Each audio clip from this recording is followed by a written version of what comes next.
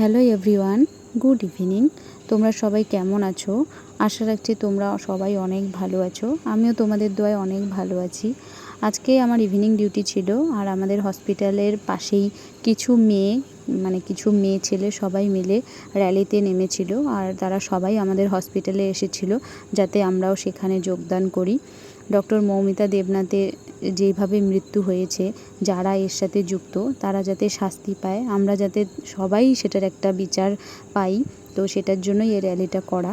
তো র্যালিতে যাওয়ার আগেই আমরা একটু মুড়ি মাখার জন্য সব রেডি করেছিলাম, কিন্তু অনেক বিজি ছিলাম জন্যই আর করা হয়নি। আর এদিকে দিদিরা সবাই মিলেই আজকে আমরা স্ন্যাক রেডি করেছিলাম। বেশ কয়েকদিন ধরে খাওয়া হচ্ছিল না, এত চাপ হচ্ছিল, তো সেই জন্যই আজকে আমরা ভাবলাম যে একটু স্ন্যাক্স খাবো, যেহেতু আজকে আমরা 3 জন আছি। তো এই জন্যই আজকে একটু স্ন্যাক্স রেডি করলাম। তো এই যে হচ্ছে আমাদের মুড়ি মাখা, তো ভিতরে মুড়ি আছে। সবাই কমেন্টে বলতেছে যে মুড়ি কোথায়, তো মুড়ি ভিতরে আছে। অ্যাকচুয়ালি ভিডিওটা করা হয়নি, একটু ব্যস্ত ছিলাম, সেই জন্য আর করা হয়নি পুরো ভিডিওটাই। তো এখানে সমস্ত কিছু দেওয়া হয়েছে, তারপরেই ভিডিওটা করি। তো মুড়ি মাখাটা আজকে এত সুন্দর হয়েছে, কি বলবো।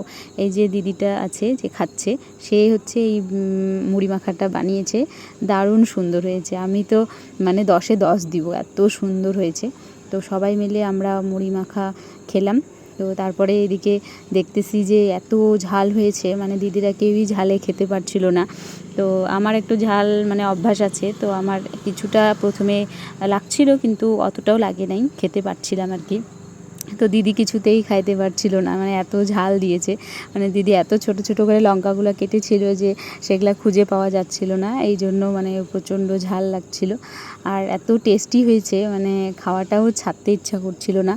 আর এদিকে এই দিদি লঙ্কাগুলো সব বাছতেছিল যে ও আর লঙ্কা খাবে না, এত ঝাল হয়েছে যে লঙ্কা আর খেতেই পারছে না।